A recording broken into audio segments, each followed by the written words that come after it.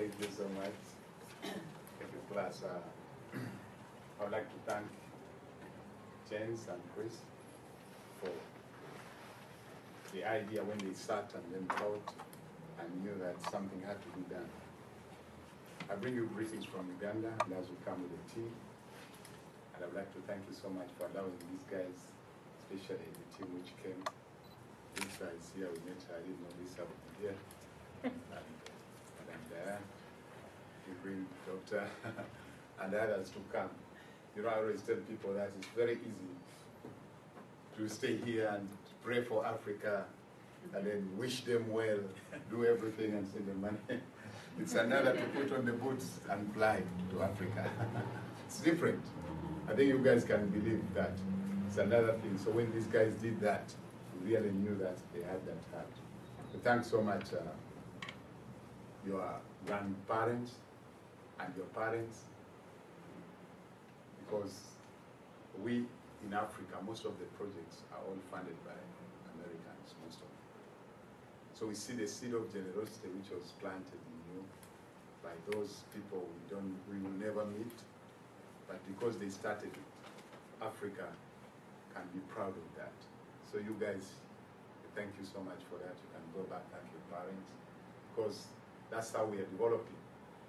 It's really so good for us to see that we have people who can always come. Thank James.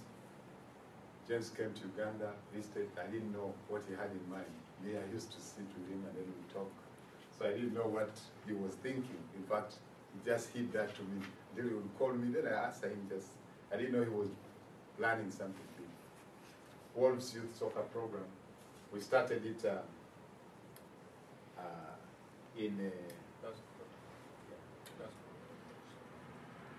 we started it in 2018, 1989. The purpose was to give direction and hope. Now, direction and hope in a way that we knew every boy, like in America, every young person wants to play ball, wants to play everything. And not everybody will reach the top. But one thing we know as boys, all of them one day will be either fathers or husbands. And what type of husbands or fathers will they be if they are left as they are? So we used soccer as a magnet to bring them together and then start teaching them certain principles which we thought would really help and maybe shape their future. You can see as everybody stood here, we are talking about that. That's the dream people have. So we started with that. We're looking at them, we want them to play, become good sportsmen, win matches. Most of all, we want them to win in life, because it's the most important game they will play longer than on the ground. I wanted to talk about the future of International Sports Connection in Uganda. The future is developing grassroots coaches throughout the country, trying to give them things they need to have, not only technical, but also other parts, especially as James mentioned in the beginning. International Sports Connection came up with an idea of having mentoring, leading, teaching, and managing, just to teach the coaches to know those things, not for their own, but so that if they know them, they can handle these young people so well that the future is very bright for them. They don't only teach them about soccer, but they mentor them about life. Then they also teach them about leadership by the way themselves behave. Because, as we all know, for coaches who are here, or those who have ever played sports, that character is more coached than taught. So when the boys see the coaches behave in a certain way, definitely they'll grow up in that form. It's very important. We also look at this program, changing coaches. The coaches will change, their mentality will change, and that is very important, because what they had was quite different. But now they are changing because they see how things are done. We are so blessed this time. You guys are sending us another team. I see Diane, is it? she's and she's coming on the team, and that's very good. I'm sorry, I didn't. That's very good. And Chris was telling me sometime this year he's also flying to Africa. So you guys come. It's not a bad place, as sometimes he's seen on TV. One time I was in Germany, I always tell and then someone from Philippines who was in class asked me that, I told him, why don't you come to Africa? I said, I fear lions. I told him, no, not everywhere are lions. No, you ask these guys, they were there. They were not eaten, they came back every day. James is here, comes back every day. In fact, he travels even northern part of the country, which most Ugandans even fear to go. But he's here. And he's still a professor and he has his doctorate. He has never lost it. So you guys try to come. Another thing is this, the program changes players because the players' mentality now change. They don't see just a game, but they see themselves living, having a different way of living. Because the coaches, once they learn, then they change the players. Formerly, when we used to play, the coaches used to insist on how we score goals, and that was it. But now, sit down with players and talk to them about their school, about their life, about their marriage, about, it's not yet there now, but we have to begin with the end in mind. Because it's key. The girl you see now, she's a wife tomorrow. Now, International Sports Connection comes in with that, putting those things together. It's not there. Our parents used to mentor to do it, but now they don't have time. How many of you greet your parents in the morning? Very few. She's already gone, he's already gone. You're also going to school. You see, that's life. But now when you go to a coach, if he takes up that position, I think it can be very important. Another thing is, International Sports Connection comes to bridge the gap in the relationships with the nations. When you look at now Uganda and America, no one will ever break that bond. There's no way you come and then say maybe this or that. And it's spreading. You don't know where it will stop. But as long as the funding is there, I think other nations will also benefit. That is the benefit. So, to me, I think that's the future with International Sports Connection. And I always pray that it continues. And maybe the funding continues so that this dream does not die. Because it's very important. We have seen sports is a tool. The tool is only as important and it can only be used well by the beholder.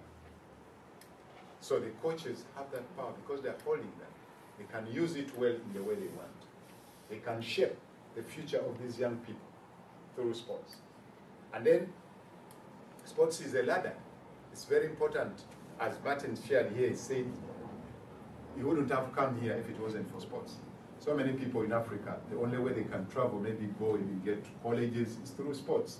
They can get those good grades, but sometimes it's hard to penetrate. Maybe your parents can't pay, like $45,000. A parent from Africa to pay for a kid, that's 1 year. And then comes, these guys are they say it's hard. But with the sports, you can. You can go reach so far. Me, I wouldn't be speaking, standing even here. There's no way. I'd be lying. I wanted to share a bit, if my time is okay with 3 minutes, just on something which I call your potential and the next generation. Jane's potential, when you look at it, he had to think he has that on the computer, he has that, they started with Bruce, and then, they formed up something. But when you look at your potential and the next generation, it's very important because all of us have potential. To live for today is short-sighted, to live for tomorrow is vision. It takes vision to see far. James would have decided to do things like any NGO does in Africa. But that would stop there. But you see now the seeds. The other time, when these guys came, they trained 180 coaches. Each was told to go and train other 7 guys. This time they are training 200 coaches. Now I want you to multiply that. If 200 coaches each again trains other 7 or 10, just look at that number. So to live for today you can see, but live for tomorrow is vision. He had that vision. Until you have it, it's hard. All of us have potential. But what does your potential, how is it helping the next generation? Potential is not fully maximized until it produces itself in the next generation. Now, producing yourself in others is very, very, very important. I encourage you, because it's not for the chosen few. All of us can. But what does it take? It Chinese have a proverb, it says, the end of a thing is greater than its beginning. They began, you were two, you had a small light, but now you see the thing is spreading. It is spreading. It's really very important. Something must be bigger than when you started it. That's what I think potential helps for. And then I said life and power is in the seed, not the fruit.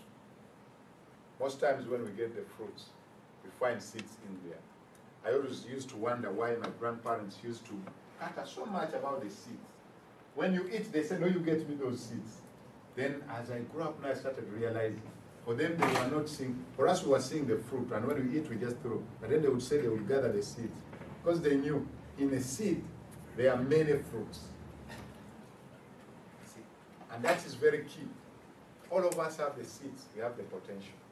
The National Sports Connection has come. What do you have? How can you partner with it? What can you do? How can you help James and others?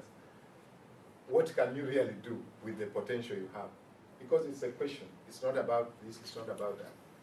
You have it, but that's a small seed which you see, but taken somewhere, it can be very big. No man is born to live or die to himself. We must share our lives with others. Sometimes we fear. But I think what I've come to realize is one thing, that what we call comfort is sometimes discomfort. People who leave the comfort zone and jump on the other side are more comfortable than we who stay in the comfort zone. James now enjoys life, these guys who went more than him, because they have seen the world. And, you know, before they went, we had dinner at Dr. Ivi's at home. And then I saw everybody looking at her like this. I think they thought, this mom is not coming back.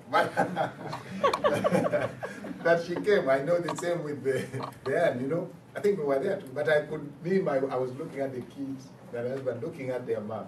Then I thought, like, what are they now thinking? Will she come back? But she came back. So I think we need to know also that maximizing your potential is dying empty. Let's try to die empty. And then lastly, the next generation needs your potential. What is your potential? Thank you so much.